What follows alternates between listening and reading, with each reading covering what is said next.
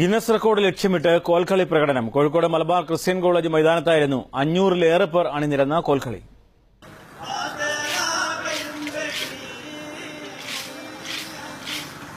പങ്കാളിത്ത ബാഹുല്യം കൊണ്ട് റെക്കോർഡിട്ട തിരുവാതിരയും മറ്റ് നൃത്തയിനങ്ങളും സുപരിചിതമായി കഴിഞ്ഞു.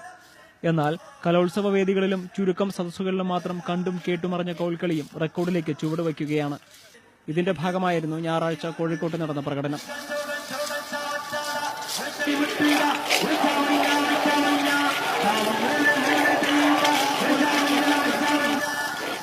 താളത്തിനൊത്ത് ചുവടുവെച്ചത് 500-ലേറെ പേർ. പ്രായഭേദമന്യേ കേരളത്തിന്റെ 14 ജില്ലകളിൽ നിന്നുള്ളവർ ഒരേ ചുവടവും താളവുമായി മുന്നേറി. കോൽക്കളിയുടെ പ്രചരണാർത്ഥം കൂടിയാണ് ഇത്തരമൊരു വേദി സംഘടിപ്പിച്ചതെന്ന് സംഘാടകർ.